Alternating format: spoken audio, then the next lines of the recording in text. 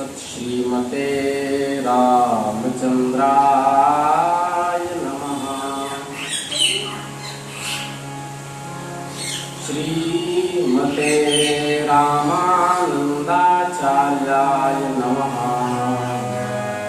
श्रीमद्रूपदासाय नमः।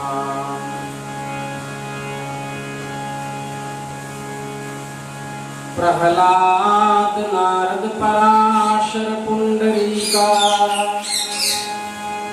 व्यासाम्बरीश शुक शौनक भीष्मदाभ्याम् रुक्मांगदार्जुन वसिष्ठ विभीषणादि पुण्यात्मान् परम भागवतान् नमामि। श्री राम जय राम जय राम। श्री राम जय राम जय राम। श्री राम जय राम जय राम। श्री वृंदावन बिहारी लाल की जय। हरिशरणम।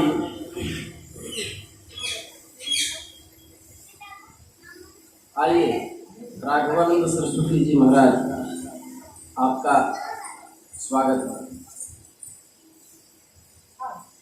हरिशरणम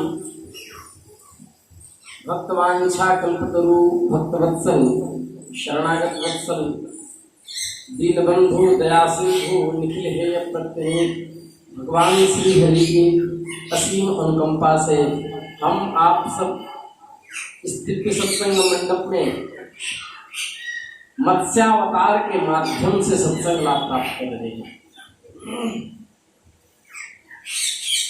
सज्जनों,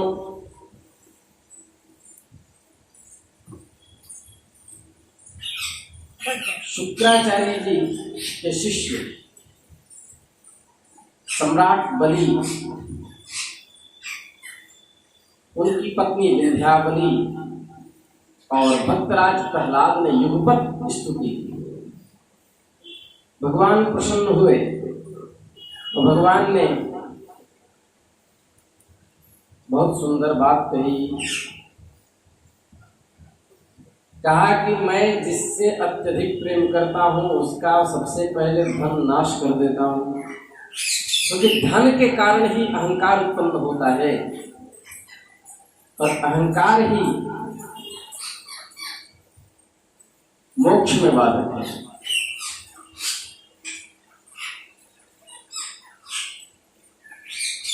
इसलिए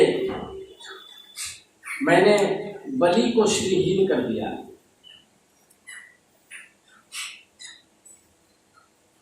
इस तरह अनेक वक्तव्यों के माध्यम से भगवान ने भक्ति का प्रचार किया और राजा बलि को वह लोक दे दिया जो देवताओं को भी दुर्लभ है। विंध्यावली से कहने लगे कि मैंने इसका धन छीन लिया, राजपद से अलग कर दिया, तरह तरह के आक्षेप किए,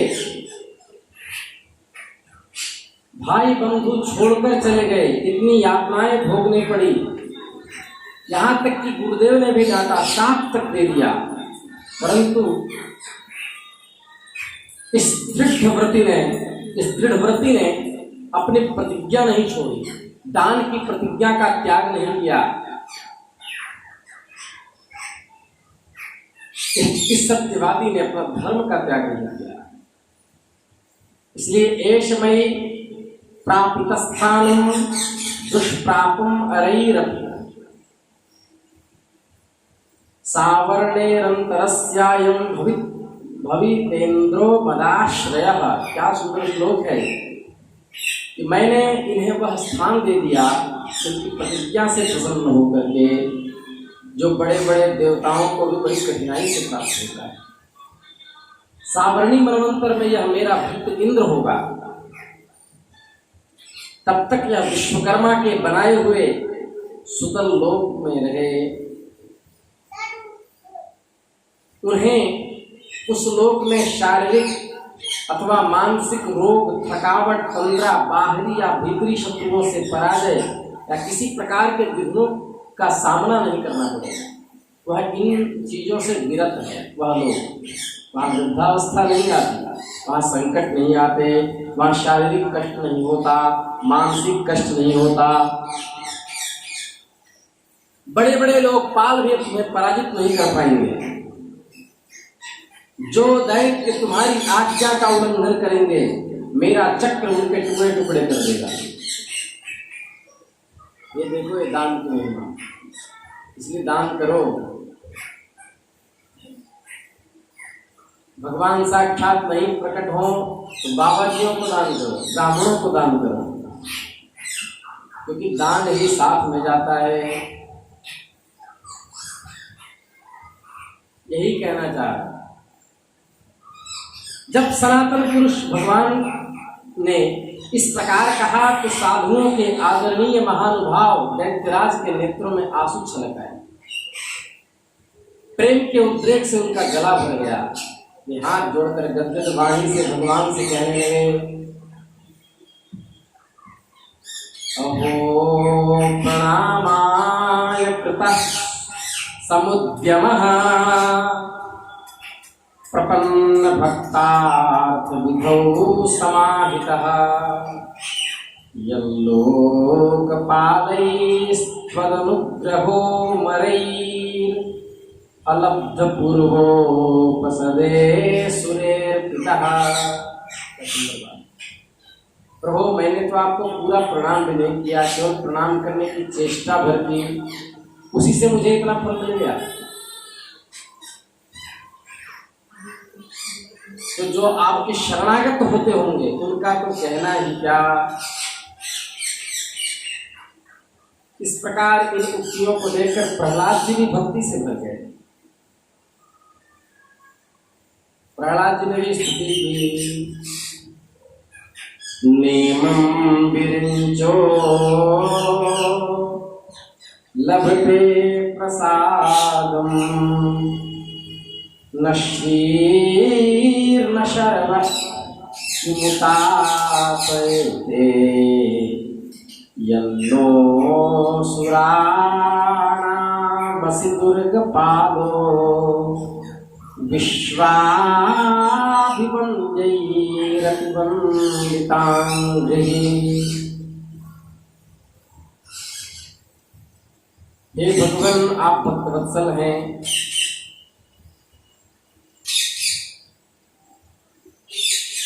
विश्ववंद्य ब्रह्मा आदि भी जिनके चरणों की वंदना करते हैं, वही आप हम असुरों के दुर्गोपाल की निदार हो गए। ये वही ठाकुर जी हैं जो अर्जुन के लिए सारथी हो गए।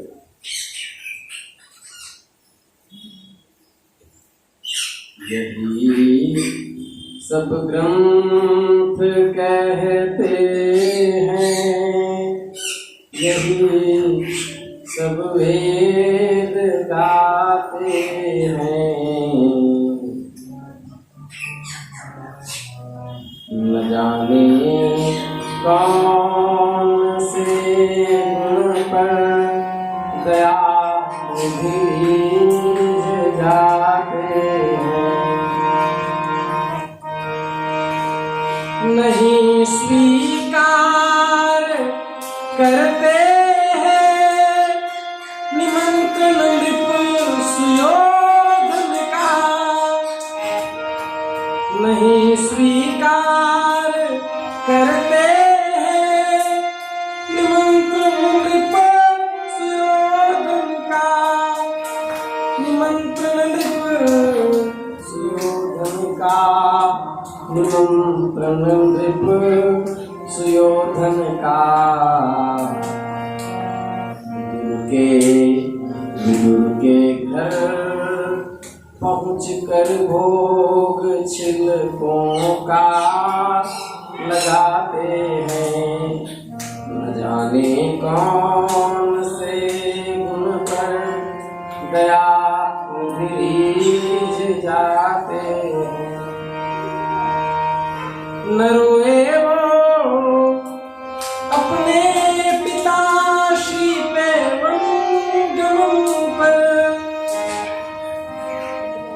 शीत गमन पर पिता के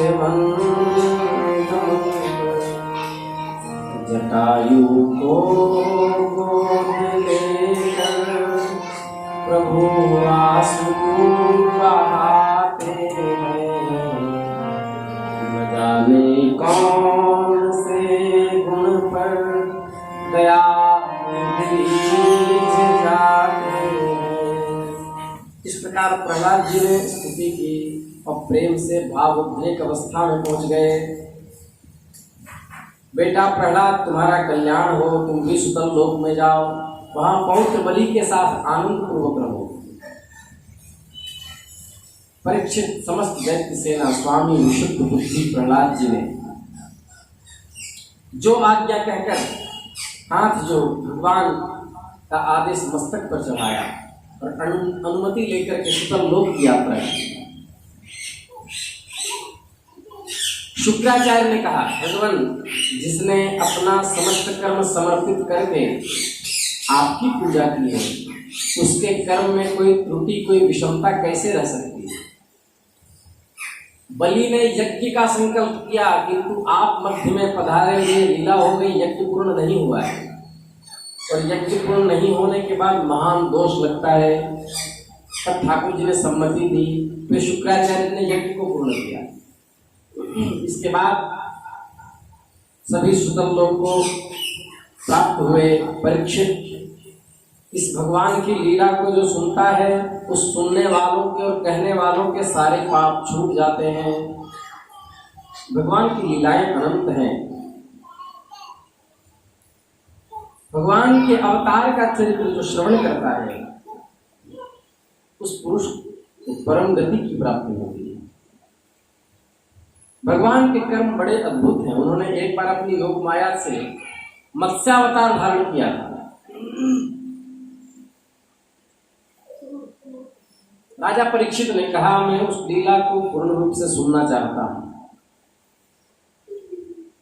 परीक्षित, यूं तो भगवान सबके एकमात्र प्रभु हैं, फिर भी वे गौ, ब्राह्मण, देवता, साधु, वेद, धर्म, अर्थ की रक्षा के लिए शरीर धारण करें। विप्रधेनु सुर संत हिता लिन्न मनुज अवतार, निज इच्छा निर्मित तनु श्री माया गोपाल। भगवान की आराधना से समस्त समष्टि की आराधना हो जाती है। एक बात ध्यान देने की, वर्तमान समय में न्यूज चैनल पर ज्ञानवापी मस्जिद को लेकर के बड़ा घमासान मचा हुआ है। उसमें एक बात बार बार कही जा रही है कि सरकार बेरोजगारी पर ध्यान नहीं देती, भूखमरी पर ध्यान नहीं देती, और ध्यान भटकाने के लिए ज्ञानवापी मस्जिद को मुद्दा बना दिया। यहाँ ध्यान देने की बात, अन्नात् भवन्ति भूतानि पर्जन्यान्न संभव, यज्ञात् भवति पर्जन्यो यज्ञ कर्म समुद्भव। आप लाख बेरोजगारी का बिल पास करके समस्त गरीबों को मुफ्त में राशन बांट दो, फिर भी आप देश को तब तक सुखी नहीं कर सकते जब तक वहां के मठ मंदिर के ईश्वर सुखी नहीं। आप कहेंगे ईश्वर को कोई सुखी कैसे कर सकता है, तो इसका उत्तर है कि पार्षद भगवान जब विग्रह अवतार में होते हैं तो संपूर्णतया और भक्त के अधीन होते हैं, अपनी शक्ति को छिपा लेते हैं। भक्त जिस प्रकार रखता है उस प्रकार रहते हैं। उन्हें दुखी करता है तो वो दुखी भी होते हैं, सुखी करता है तो सुखी भी होते हैं। अन्नात् भवन्ति भूतानि, गीता जी का श्लोक है। अन्न से संपूर्ण समष्टि चल रही है, क्योंकि अन्नम वही प्राणाः उपनिषद कहता है। तो अन्न से जब संपूर्ण समष्टि चल रही है, और पर्जन्यादन्न संभव, और समष्टि को चलाने के लिए, जीव को जीवित रहने के लिए अन्न की आवश्यकता है, और अन्न वर्षा से उत्पन्न होती है। ध्यान से सुने, अन्न वर्षा से उत्पन्न होती है। यज्ञात् भवति पर्जन्यो, और वर्षा यज्ञ से होता है। वर्षा यज्ञ से होती है और यज्ञ कर्म समुद्भव, यज्ञ कर्मकांड आदि से होते हैं। और यज्ञानाम जब योग्योस्मि, भगवत उपासना, मंदिर में भगवान की अर्चना, भगवान के विग्रह की उपासना, उनके सामने खड़े होकर के स्तुति करना, यह यज्ञ है। और इस यज्ञ को करने से वर्षा होती है, वर्षा से अन्न उपजता है और अन्न से संपूर्ण समष्टि जीवित है। बेरोजगारी सरकार की नीतियों से नहीं है, बेरोजगारी इसलिए है क्योंकि यहाँ पर गौमांस भक्षण करने वाले कुत्सित लोग मठ मंदिरों को अशुद्ध कर दिए हैं। उसमें प्रवेश करके उन्होंने वहां के आध्यात्मिक वातावरण को नष्ट कर दिया, विग्रह को खंडित कर दिया। आताताई औरंगजेब ने मठ मंदिरों को दूषित कर दिया, मंदिरों में गौ हत्या की गई, विग्रहों पर लघुशंका का त्याग कर दिया गया। और मैं क्या कहूं, कह के हृदय फटने लगता है। प्रतिदिन एक मन अर्थात 40 किलो रक्त में सना हुआ जनेऊ जब तक वह तौल नहीं लेता था तराजू में, तब तक भोजन नहीं करता था। कितने ब्राह्मणों की हत्या प्रतिदिन होती थी। इसलिए वर्तमान में सब रोग, क्लेश, दुख से ग्रसित इसलिए हैं क्योंकि मंदिरों पर संकट है, भगवान सुखी नहीं है। मंदिर के ठाकुर, उनकी लीला कलाओं को नष्ट कर दिया गया। इसलिए जब तक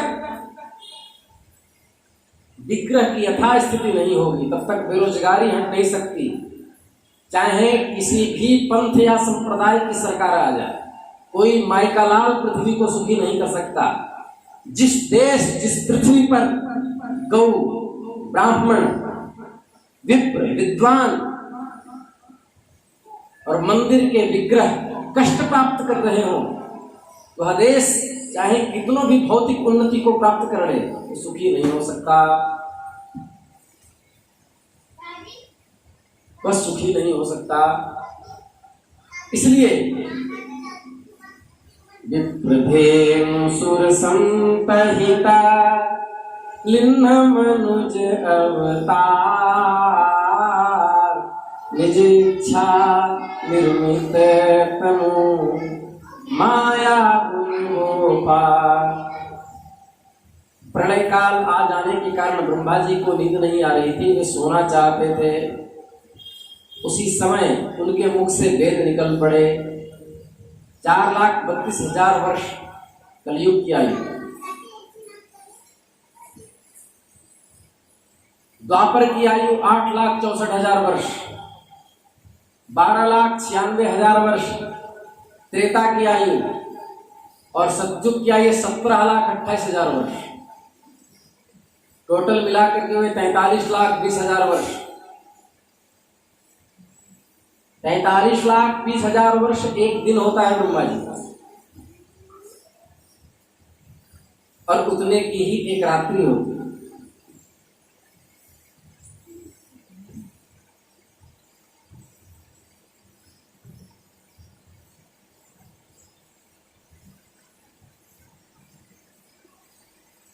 इसको मनुस्मृति में विस्तार पूर्वक दिया गया है। तो इस प्रकार ब्रह्मा जी का दिन खत्म हो गया था, शाम हो गई, उनको शयन करना था। उसी समय सत्यव्रत नाम के एक बड़े उदार भगवत परायण राजर्षि केवल जल पीकर तपस्या कर रहे थे। वही सत्यव्रत महाकल्प में विवस्वान के पुत्र श्राद्ध देव के नाम से विख्यात हुए, जिन्हें भगवान ने वैवस्वत मनु बना दिया। एक दिन वे कृतमाला नदी में तर्पण कर रहे थे, उस समय उनकी अंजलि में एक छोटी सी मछली आ गई। उसने कहा, राजन आप बड़े दीन दयालु हैं, आप जानते हैं कि जल में रहने वाले छोटे मछलियों को बड़े मछलियां खा जाती हैं। मैं अत्यंत भय से व्याकुल हो रही हूँ, आप मुझे फिर इस नदी के जल में क्यों छोड़ रहे हैं? मेरी रक्षा कीजिए भगवान। राजर्षि को इस बात का पता नहीं था कि भगवान मुझ पर बहुत प्रसन्न है। उन्होंने और मछली के रूप में पधारे। उन्होंने मन ही मन संकल्प किया मछली की रक्षा की और उसे एक पात्र में रख लिया। एक रात में वो मछली कमंडल के इतना बढ़ गई। राजन मेरी रक्षा करो, मैं सुखपूर्वक नहीं रह पा रही हूँ, मेरी रक्षा करो, यहाँ मैं नहीं रह सकती। तब मछली को 2 ही घड़े में निकाल करके 2 घड़े के बराबर एक घड़े में रख दिया तो 3 हाथ बढ़ गई। राजन मैं यहाँ भी सुखपूर्वक नहीं रह सकती। तब सत्यव्रत ने वहां से उठा करके सरोवर में डाल दिया। एक क्षण में वो सरोवर के इतने बड़े हो गए। मैं जलचर प्राणी हूँ, मेरे लिए जल पर्याप्त नहीं। तब समुद्र में डाल दिया। समुद्र में डाल दिया, वहां भी बहुत बड़े हो गए भगवान, विशाल आकार हो गया। तब मत्स्य रूप धारण करके मोहित करने वाले आप कौन हैं, ऐसा सत्यव्रत ने पूछा। लगता है आप साक्षात श्रीहरि हैं, क्योंकि ऐसी मछली तो हमने, ऐसा जलचर जीव न कभी देखा न सुना। तब भगवान प्रकट हो गए। श्री वृंदावन बिहारी लाल की जय। और कहा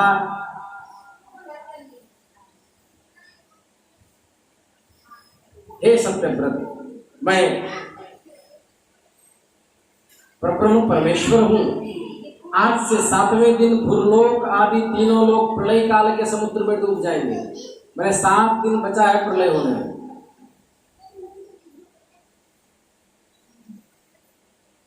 मैंने ऐसे कहेंगे कि 3,43,00,000 है ना, तो 43,19,993 दिन हो चुके हैं।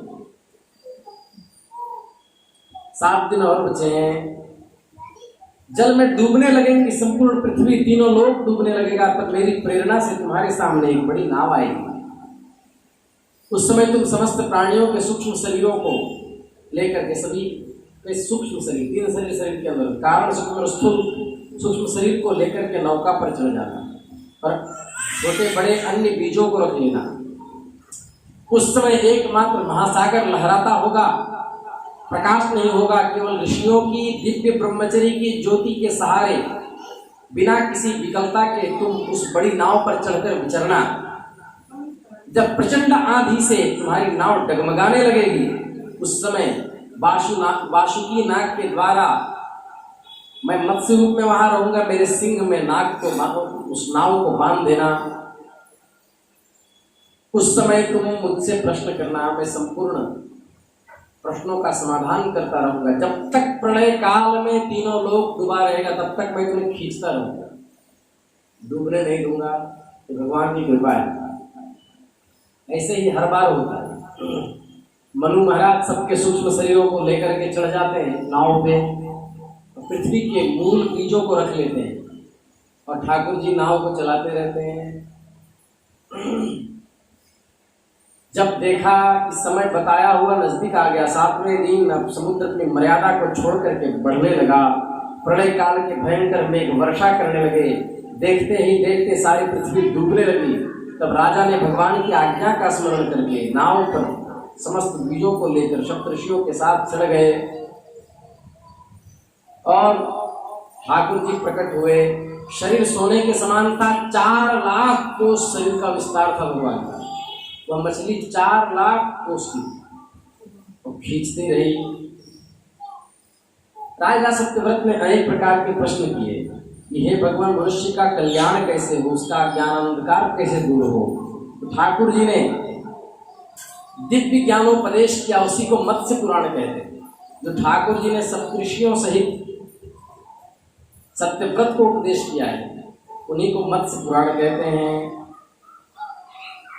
पुराण संहितां दिव्यां सांख्य योग क्रियावतीं सत्यव्रतस्य राजर्षेरात्मदुष्यावशेषतः। इसके बाद जब पिछले प्रलय का अंत हो गया, ब्रह्मा जी की नींद टूटी, तो भगवान ने जो ब्रह्मा जी के निद्रा आने समय उनके मुख से निकले हुए वेद को हयग्रीव नामक राक्षस ने हरण कर लिया था, उस हयग्रीव असुर को मारकर वेद छीन के ब्रह्मा जी को दिए। भगवान की कृपा से राजा सत्यव्रत ज्ञान आदि से संपन्न होकर महाकल्प में वैवस्वत मनु हुए, जो हम लोगों के पिता हैं मनु। ऐसे महाकल्प में वैवस्वत मनु हुए। हम लोग वैवस्वत मनवंतरे संकल्प में कहते हैं प्रलय पयसि धातु सुप्त शक्तेर्मुखेभ्यः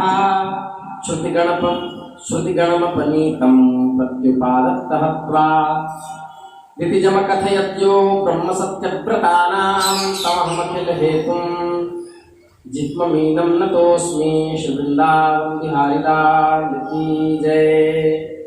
प्रलय काल की समुद्र में जब ब्रह्मा जी सो गए थे, उनकी सृष्टि शक्ति लुप्त हो चुकी थी।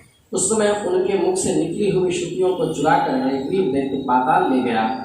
भगवान उसे मारकर वे श्रुतियां ब्रह्मा जी को लौटा दी एवं सत्यव्रत तथा सप्तर्षियों को ब्रह्म तत्व का उपदेश किया। उन समस्त जगत के परम कारण लीला मत्स्य भगवान को मैं नमस्कार करता हूँ। श्री वृंदावन बिहारी लाल की